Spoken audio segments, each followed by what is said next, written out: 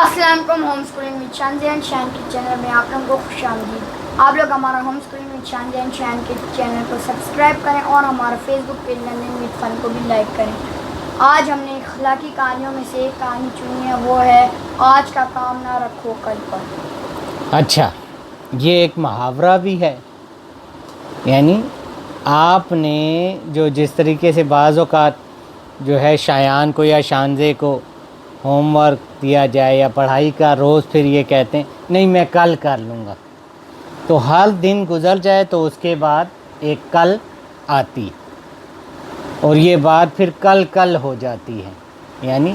نہ ہونے والی بات ہو جاتی ہے۔ اسی اس میں جو ہے گاؤں سے جو ہے ایک شخص شہر آیا، اس نے کچھ سودا سلف خریدنا تھا۔ گاؤں کا وہ زمیندار تھا، یعنی اس کی زمینیں تھی، اس میں کاشت ہوتی تھی۔ اس نے دیکھا کہ ایک جگہ پر لوگوں کا بہت مجمع یا بھیڑ یا رش لگی ہوئی ہے، اور جو ہے ایک شخص بیٹھا ہوا ہے درمیان میں، اور وہ کاغذ کے پرزے پر لوگوں کو کوئی بات لکھ کر دیتا ہے اور ان سے پیسے وصول کرتا ہے، کسی سے 1000 روپے، کسی سے 10,000 روپے۔ اور جو ہے اب تو وہ زمیندار جو ہے اللہ رکھا جو گاؤں سے آیا تھا، اس کے دل میں بھی شوق پیدا ہوا کہ بھائی یہ کیسا شخص ہے کہ لوگوں کی اتنی رش ہے اور پیسے دے کر جو ہے لوگ اس سے کوئی بات لکھوا رہے ہیں اور اس کو سنبھال کر رکھ رہے ہیں۔ وہ گیا اور اس نے کہا بھائی میں بھی جو ہے اس سے کوئی اچھی بات لکھوا لیتا ہوں۔ وہ شخص کے پاس گیا اور اس نے کہا اے عقل مند شخص، میں نے آپ کے ارد گرد بہت مجمع دیکھا اور جو ہے میں نے دیکھا کہ لوگ بھی آپ کی بہت تعریف کر رہے ہیں، تو مجھے بھی کوئی ایسی بات بتا دیجئے یا لکھ دیجئے کہ میرے لیے بھی وہ فائدہ مند۔ تو اس نے کہا تم نے یہ بات بھی سنی ہوگی کہ میں جو بات یا نصیحت بتاتا ہوں تو اس کے پیسے لیتا ہوں تاکہ تمہیں اس کی قدر ہو۔ اس نے کہا بالکل حضور، یہ لیں، میں جو ہے گاؤں سے پیسے خریداری کے لیے اس میں سے 5,000 میں آپ کو دیتا ہوں۔ اس نے کہا چلو ٹھیک ہے۔ تو اس دانشمند اور عقل مند شخص نے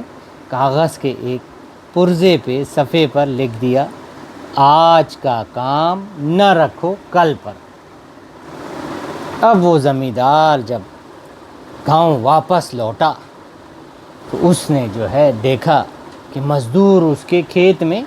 غلہ کاٹ رہے ہیں، گندم کی کٹائی کر رہے تھے، اور مزدور جو ہوتے ہیں وہ جب غلے کی کٹائی کرتے ہیں تو غلے کو ایک سائڈ پر جمع کرتے جاتے ہیں، پھر جو ہے وہ اس کو جو ہے بوریوں میں یا اس سے دانہ نکال کر اس کو گوداموں تک پہنچایا جاتا ہے۔ لیکن شروع میں اس کو